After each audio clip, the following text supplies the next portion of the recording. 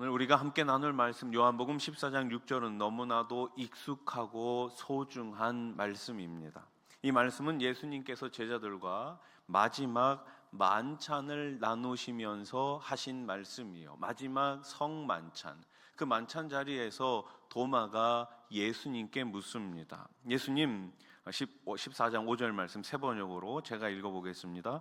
도마가 예수께 말하였다. 주님, 우리는 주님께서 어디로 가시는지도 모르는데 어떻게 그 길을 알겠습니까? 누가 물었어요? 도마가 물었어요. 예수님, 주님께서 어디로 가시는지도 모르는데 우리가 예수님께서 하시는 그 길, 말씀하신 그 길을 어떻게 알 수 있겠습니까? 그러자 예수님께서 답변하시는 거예요. 자, 6절 말씀을 세 번역으로 다시 한번 같이 읽어보겠습니다. 시작. 그래서 그에게 나는 길이요 진리요 생명이다.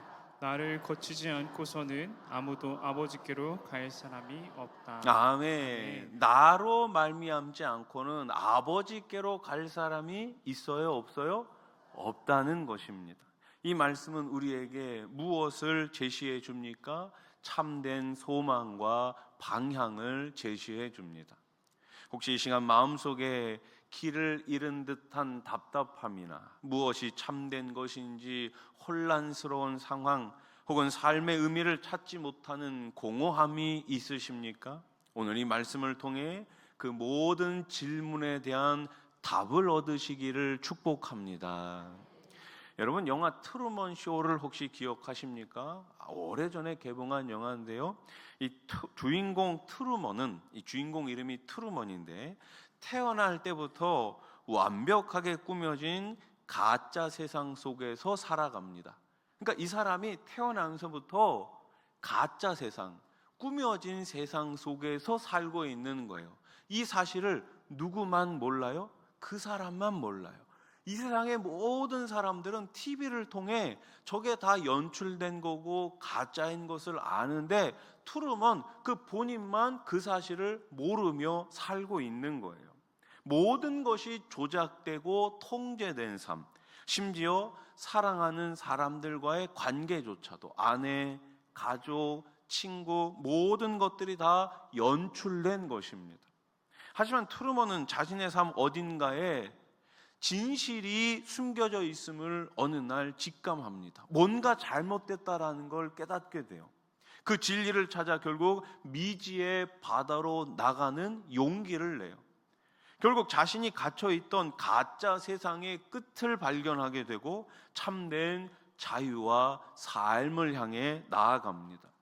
이 영화처럼 우리도 때로는 세상이라는 거대한 무대 위에서 무엇이 진정한 삶의 길이고 참된 진리이며 영원한 생명인지 혼란스러울 때가 있습니다. 세상은 우리에게 다양한 길을 제시하면서 수많은 진리를 속삭입니다. 일시적인 쾌락을 삶이라고 포장하죠. 하지만 그 모든 것은 트루먼의 세상처럼 결국은 가짜이거나 불완전한 것입니다. 오늘 이 말씀을 통해 우리 삶의 유일한 길이 되시고 흔들리지 않는 진리가 되시며 영원한 생명을 주시는 예수 그리스도를 깊이 만나시기를 축원합니다. 자, 그러면 오늘 본문이 말씀하고 있는 예수님은 누구실까요? 첫째로 예수님은 우리의 길이 되십니다. 이 세상에는 수많은 길이 있어요. 그래서 어느 길이 더 좋은 길인지 찾기 위해 사람들은 끊임없이 길을 헤매고 있습니다. 제가 주일 아침이 되면 집에서부터 교회에 걸어와요. 걸어오는데 이 길림성 그 사거리에서 신호등을 기다리고 있었어요. 근데 갑자기 오늘 아침에 이 길림성 저 아래쪽 이제 서부교회 길 방향이 있잖아요. 서부교회 길 방향으로 가고 싶다는 생각이 드는 거예요. 그러니까 원래는 그쪽으로 안 오고 저쪽 골목으로 이렇게 들어가거든요. 그런데 가고 싶기는 한데 다리는 어디로 가요? 가던 길로 가요. 오늘은 저쪽으로 한번 가보고 싶다라는 마음은 드는데 다리는 그냥 저도 모르게 그냥 익숙한 길로 가게 되더라고요. 여러분, 사람들은 끊임없이 길을 찾아다닙니다. 어떤 길이요? 성공의 길, 행복의 길, 지혜의 길, 평안의 길. 어느 길로 가면 조금 더 행복할까? 어느 길로 가면 조금 더 성공할 수 있을까? 어느 길로 가면 조금 더 평안을 얻을 수 있을까? 끊임없이 길을 찾습니다. 그러나 인간은 죄로 인해 하나님과의 관계가 단절된 이후 참된 길을 잃고 방황하는 존재가 되어버렸습니다. 참된 길을 찾을 수 있는 능력이 우리에게는, 죄인에게는 없는 거예요. 우리는 본질적으로 하나님께로 나아가는 길을 알지 못하며 어떤 노력이나 선행으로도 그 길을 스스로 만들 수 없습니다. 마치 광야에서 길을 잃은 자가 아무리 애써도 목적지에 도달할 수 없는 것과 같습니다. 그러나 절망 가운데 있는 우리에게 오늘 주님께서 하시는 말씀이 뭐예요? 내가 곧 길이다. 예수님은 하나님께로 나아가는 유일하고 참된 길이 되십니다. 그러면 왜 예수님만이 참된 길이실까요? 첫째는 예수님만이 중보자가 되시기 때문이에요. 예수님은 하나님과 인간 사이를 잇는 유일한 중보자가 되십니다. 디모데전서 2장 5절 말씀을 보세요. 하나님은 한 분이시요 하나님과 사람 사이의 중보자도 한 분이시니 곧 사람이신 그리스도 예수이십니다. 아멘. 예수님 외에는 이 중보자의 역할을 감당할 수 있는 존재, 감당할 수 있는 사람이 없는 거예요. 왜죠? 예수님은 완전한 하나님이시면서 완전한 사람이시기 때문입니다. 죄로 인해 단절된 하나님과 우리 사이를 연결해 줄 수 있는 유일한 달이 예수 그리스도이심을 믿으시기 바랍니다. 왜 예수님만이 유일한 길일까요? 두 번째 이유는 예수님이 우리를 위해 십자가를 지셨기 때문입니다. 예수님은 우리에게 십자가를 통해 새로운 살 길을 열어 주셨습니다. 자, 히브리서 10장 19절로 20절 말씀 보세요. 같이 읽어봅시다. 시작. 그러므로 형제들아 우리가 예수의 피를 힘입어 성소에 들어갈 담력을 얻었나니 그 길은 우리를 위하여 휘장 가운데로 열어놓으신 새로운 살 길이요 휘장은 곧 그의 육체니라. 아멘. 새로운 살 길, 새로운 살 길을 예수님께서 십자가 위에서 죽으시고 부활하심으로써 우리에게 열어주신 거예요. 구약시대에는 대제사장만이 1년에 단 한 번 지성소로 들어갈 수 있었습니다. 그마저도 뭐로 가려 있었어요? 휘장으로 가려 있었어요. 그러나 예수님께서 십자가에서 죽으심으로 그 휘장이 위에서부터 아래로 찢겨졌습니다. 이제 우리는 예수님의 피를 힘입어 담대히 하나님 아버지께로 나아갈 수 있게 된 것입니다. 찬양 그 가사처럼 십자가의 보혈 완전하신 사랑 힘입어 나갑니다. 십자가의 보혈 완전하신 사랑 힘입어 예배합니다. 아멘. 십자가의 보혈이 완전하신 우리 하나님 아버지의 사랑이심을 믿으시기 바랍니다. 여러분 혹시 등산을 좋아하십니까? 우리 교회도 이제 등산 동아리가 있는데 이 무더운 여름에도 등산을 가시더라고요. 네, 참 대단하신 분들이에요. 등산. 높은 산을 오를 때 정상으로 가는 길은 하나가 아닐 수 있어요. 여러 갈래가 있을 수 있죠. 우리 광교산에도 정상에 올라가는데 길이 하나만 있지는 않잖아요. 한 번쯤 가보셨나요? 네. 저도 아직 가보진 못했는데 언제 한번 가보긴 해야 될 것 같은데 그래요. 정상에 올라가는 길은 하나만 있지 않아요. 여러 개의 길이 있을 수 있습니다. 그러나 모든 길이 정상으로 가는 길은 아닙니다. 어떤 길은 경치가 좋고 완만하지만 정상으로 이어지지 않을 수 있어요. 반대로 어떤 길은 험하고 가파르지만 정상에 도달하는 유일한 길일 수 있습니다. 만약 우리가 정상에 가겠다는 분명한 목적이 있다면, 나는 오늘 이 산에 정상으로 갈 거야 라는 분명한 목적이 있다면 반드시 정상으로 가는 길을 찾아야 합니다. 그렇겠죠? 정상으로 가려면 정상으로 가는 길을 찾아야 하는 거예요. 아무리 아름다운 길이라도, 아무리 많은 사람이 찾는 길이라도 그 길이 정상을 향하지 않는다면 의미가 없겠죠. 마찬가지로 하나님 아버지께로 나아가는 길은 오직 예수 그리스도 한 분밖에 없습니다. 세상의 그 어떤 종교나 철학, 인간의 선행도 우리를 하나님께로 인도하지 못합니다. 오직 예수님만이 우리를 하나님 아버지께로 인도하는 유일하고 참된 길이 되심을 믿으시길 축원합니다. 두 번째로 오늘 본문이 말씀하는 예수님은 누구십니까? 따라해 보십시오. 나는 진리다. 진리다. 예수님은 진리 그 자체가 되십니다. 오늘날 우리가 살아가는 세상은 진리에 대한 혼란으로 가득해요. 포스트 모더니즘의 영향으로 많은 사람이 뭘 거부합니까? 절대적인 진리를 거부해요. 절대적인 진리를 거부하고 상대적인 진리, 다시 말해서 내가 원하는 그 진리를 찾으며 살고 있어요. 내가 진리라는 거예요. 내가 진리. 너도 진리, 나도 진리, 우리도 진리. 절대적인 진리가 없다는 거예요. 각자에게 진리가 있다고 말하며 상대주의적 사고방식에 빠져 있습니다. 이로 인해 무엇이 옳고 그른지, 무엇이 참되고 거짓된 것인지 판단하기 어려운 시대, 아니 판단하지 않는 시대가 됐어요. 사람들은 저마다 자신의 생각과 경험을 진리라고 주장합니다. 결국 혼란과 갈등 속에 방황하고 있습니다. 얼마 전에 제가 한번 말씀을 드렸나요? 제가 아는 지인분께서 어린이집에 선생님으로 새롭게 일을 하기 시작했어요. 그 여자분인데 가가지고 아이들 노는 게 예쁘잖아요. 우리 아까 유치부 그 영상 보니까 어때요? 아이들 얼굴만 봐도 좋으시죠? 안 좋으세요? 좋잖아요. 아이들 얼굴만 봐도 얼마나 예뻐요. 귀엽잖아요. 제가 이제 그 유치부 시작할 때 가가지고 기도를 이제 했는데 그 뒤에 이렇게 앉아 있으니까 아이들이 이렇게 앉아 있잖아요. 이러고 앉아 있잖아요. 다 인형 같아요. 너무 귀여워요. 뒷모습만 봐도 너무 귀엽더라고요. 예.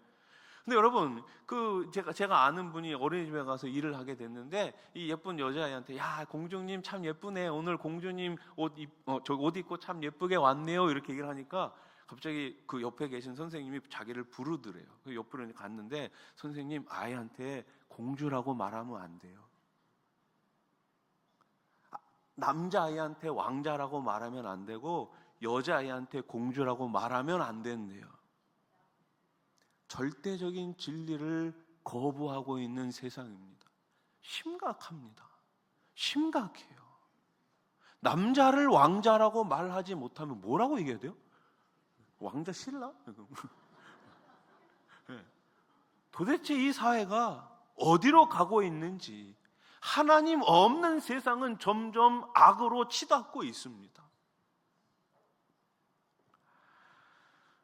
결국 이 혼란한 상황 속에서 예수님은 오늘도 여전히 선포하십니다. 내가 곧 진리다. 내가 곧 진리다. 그러면 왜 예수님만이 참된 진리가 되실까요? 첫째로 하나님의 본질과 뜻을 주님이 나타내셨기 때문이에요. 예수님은 하나님의 본질과 뜻을 완벽하게 드러내셨어요. 자, 요한복음 1장 18절 말씀을 보세요. 본래 하나님을 본 사람이 없으되 아버지 품속에 있는 독생하신 하나님이 나타내셨느니라. 아멘. 본래 하나님을 본 사람이 있어요? 없어요? 없어요. 혹시 여기 하나님 보신 분 있으면 곤란합니다. 물론 하나님이 이미지적으로 다가오실 수는 있어요. 꿈속에서. 그러나 우리가 하나님이 정확하게 이거다라고 말할 수는 없잖아요. 왜요? 볼 수가 없으니까. 그런데 본래 하나님을 본 사람이 없으되 하나님 품속에 있는 누가 나타나셨다고요? 독생하신 하나님이 나타나셨다고요. 좀 더 구체적으로 봅시다. 두 번째 이유예요. 예수님은 말씀이 육신이 되어 이 땅에 오셨기 때문에 참된 진리예요. 자, 예수님이 어떻게 오셨어요? 요한복음 1장 1절 말씀을 보세요. 같이 읽어봅시다. 시작. 태초에 말씀이 계셨다. 그 말씀은 하나님과 함께 계셨다. 그 말씀은 하나님이셨다. 아멘. 아멘. 아멘. 말씀이 계속 나오잖아요. 헬라어 로고스, 말씀인데요. 이 말씀을 좀 더 쉽게 이해하기 위해서 예수님이라고 한번 넣어서 읽어보세요. 제가 읽어볼게요. 태초에 예수님이 계셨다. 그 예수님은 하나님과 함께 계셨다. 그 예수님은 하나님이시다. 그러니까 여기서 말하는 말씀이 곧 누구라는 거예요? 예수님이라는 거예요. 이어지는 14절 말씀도 보세요. 14절. 그 말씀은 육신이 되어 우리 가운데 사셨다. 우리는 그의 영광을 보았다. 그것은 아버지께서 주신 외아들의 영광이었다. 그는 은혜와 진리가 충만하였다. 아멘. 그러니 결국 예수님은 말씀이신 그 자체, 예수님이 이 땅에 육신의 몸을 입고 오셔서 이 말씀에 대해서 우리들에게 해석해 주시고 가르쳐 주시고 알려주신 것이죠. 그러니 예수님 자체가 뭐가 되시는 거예요? 진리가 되시는 거예요. 예수님은 단순히 진리를 가르치시는 분이 아닙니다. 예수님은 진리 그 자체가 되셔서 우리에게 오신 거예요. 그분의 모든 말씀과 삶은 영원히 변치 않은 하나님의 진리임을 믿으시기 바랍니다. 세 번째 이유는 뭐예요? 예수님의 진리만이, 그 주님께서 하신 진리만이 우리를 죄로부터 자유롭게 하기 때문입니다. 이 세상의 그 어떠한 사상이나 그 어떠한 철학도 우리를 자유롭게 할 수는 없어요. 예수님만이 저와 여러분들을 자유롭게 하시는 줄로 믿으시기 바랍니다. 요한복음 8장 32절 말씀, 진리를 알지니 진리가 너희를 자유롭게 하리라. 아멘. 세상의 거짓된 진리들은 우리를 속박하고 절망으로 이끌어요. 그러나 예수님의 진리는 우리를 죄와 사망의 권세에서 해방시키고 참된 자유를 주십니다. 옛날 어느 마을에 한 약장수가 찾아왔어요. 옛날에 약장수들이 참 많았죠. 예. 뭐 버스를 타도 지하철을 타도 이 약 한번 먹어봐 만병통치약을 참 많이 파셨어요. 예. 자, 이 약장수가 왔어요. 온갖 병을 고친다고 주장하면서 사람들에게 만병통치약을 팔았습니다. 많은 사람이 그의 달콤한 말에 속아 그 약을 먹었지만 어떻게 됐을까요? 병은 낫지 않고 오히려 더 악화됐어요. 그런데 사실 이 마을에는 오랫동안 전해 내려온 진짜 병을 고치는 효험 있는 약초에 대한 기록이 있었어요. 사람들은 지금 약장수의 말에 현혹되어 그 기록을 무시했지만 결국 참된 치유는 어디에 있어요? 그 기록에 담긴 진리를 따르는 데 있는 것이죠.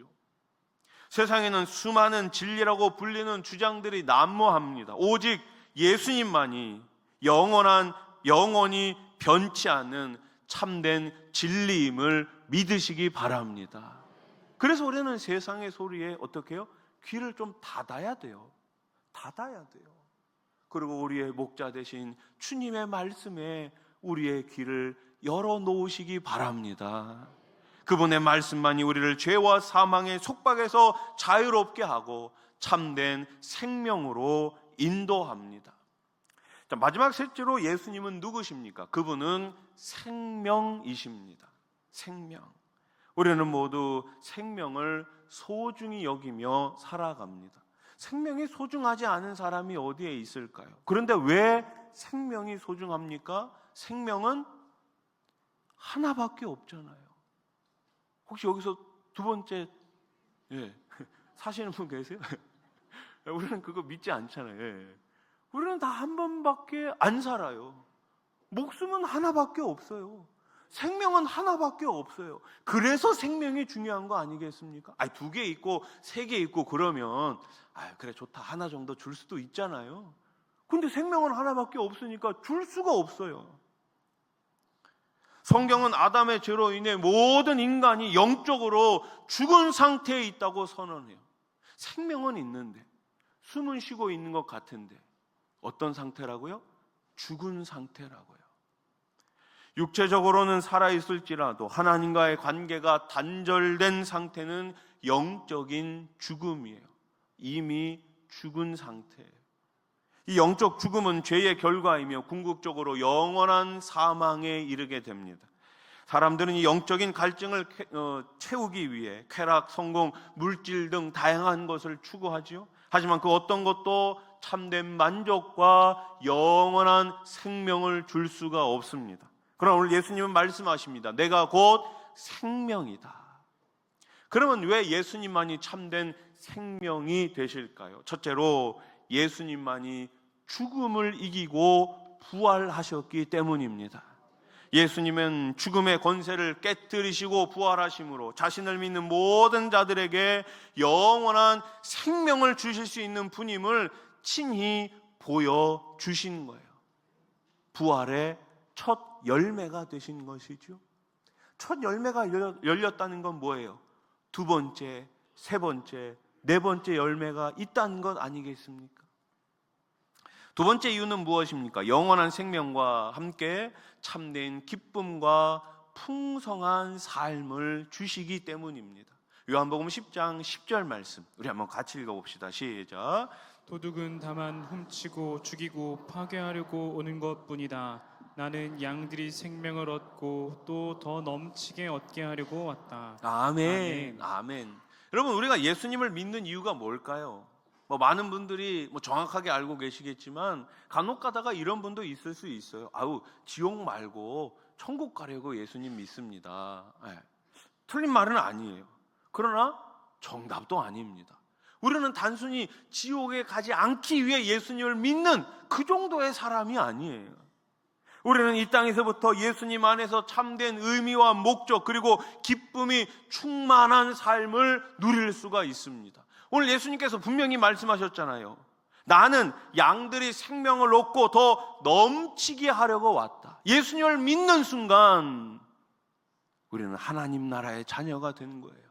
예수님을 믿는 순간 우리는 천국을 숨쉬며 살 수 있습니다.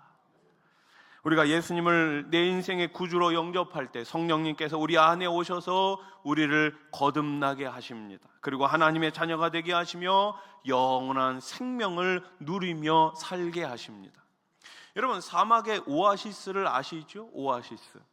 만약 어떤 사람이 사막에서 오랫동안 헤매다가 물을 찾지 못해 죽어가고 있었습니다. 그러다 극적으로 오아시스를 발견하게 되고 물을 마신다면 어떻게 될까요? 여러분 한번 상상해 보세요. 여러분들이 며칠 동안 물을 찾기 위해서 헤매고 다녔어요. 이 목마름이, 갈급함이 여기까지 차올랐는데 그 순간 뭘 발견했어요?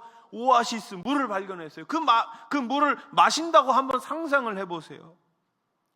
그에게 물은 단순히 목마름을 해소하는 것을 넘어 죽어가던 몸에 다시 생기를 불어넣는 생명 그 자체가 되는 것 아니겠습니까?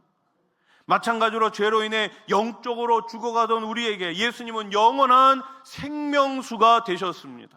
세상의 쾌락과 성공은 잠시 우리의 목마름을 잊게 할지는 몰라도 결코 영원한 생명을 줄 수는 없습니다. 오직 예수님만이 우리에게 영원한 생명을 주시고 이 땅에서도 참된 만족과 기쁨이 넘치는 풍성한 삶을 살게 하십니다. 지난주에 한 집사님께서 고향에 이제 집을 지으셨다고 저를 초대해 주셨어요. 목사님 꼭 한번 오셔가지고 집 구경도 하시고 예배도 드리면 좋겠습니다. 그래서 제가 다녀왔습니다. 먼 길인데 4시간 차를 타고 가서 거기서 예배를 드리고 밥을 먹고 바로 왔어요. 저 앞에 이제 바다가 보이는 아주 이제 경치 좋은 곳인데요. 오는 길에 그 마을에 아주 오래된 교회 한 곳을 제가 방문했습니다. 정말 오래된 교회요. 선교사님이 들어오셔가지고 1900년대 초에 선교사님이 들어오셔가지고 그 산골 마을에다가 예배당을 세우신 거예요. 교회를 세우신 거예요. 제가 그 예배당에 이제 들어갔는데 이 사진 좀 보여주실래요? 저기 앉아 있는 사람이 여러분이 아는 그 사람입니다. 딱 들어갔는데 제 사무실만 해요. 아주 작은 예배당이죠. 의자 제가 이렇게 세보니까 15개가 있더라고요. 15개. 매주 예배 드리시는 분은 이제 한 3분에서 4분. 이제 그분들 이제 가족이 오시면 이제 한 6명, 7명 이렇게 이제 주일날마다 예배를 드리는 아주 작은 예배당이에요. 코로나 시기를 거치면서 이 교회가 다 무너져 내렸어요. 모일 수도 없고 막 하니까. 그래서 이제 많은 분들이 또 후원해 주시고 또 교회들마다 협력해 주셔가지고 지금의 이제 저 모습으로 다시 리모델링을 좀 했다고 하는데요. 제가 들어가서 제일 앞자리에 앉았는데 문득 이런 생각이 들더라고요. 지금은 겨우 주일날마다 3분, 4분밖에 모이지 않는 예배당이지만 지난 수십 년간, 지난 오랜 세월 동안 이곳에서 선포된 나는 길이요 진리요 생명이니라, 이 말씀을 통해 수많은 영혼들이 살아계신 하나님을 만났겠구나라는 생각이 들더라고요. 그렇습니다. 교회는 길과 진리와 생명 대신 예수 그리스도의 복음을 쉬지 않고 계속해서 전해야 할 줄로 믿습니다. 우리 수원아산교회가 진짜 길, 진짜 진리, 진짜 생명 대신 예수 그리스도의 그 복음을 전하는 교회가 될 수 있기를 소망합니다. 사랑하는 성도 여러분, 예수님은 길 없는 인생에 길을 만드셨습니다. 거짓이 가득한 세상에 변치 않는 진리가 되십니다. 죽음의 어둠 속에 영원한 생명이 되십니다. 우리 이렇게 고백합시다. 주님만이 나의 길이요 진리요 생명입니다. 그리고 이 고백이 단순한 우리의 말이 아니라 삶 속에서 매일매일 드러날 수 있기를 살아계신 예수님의 이름으로 축원합니다.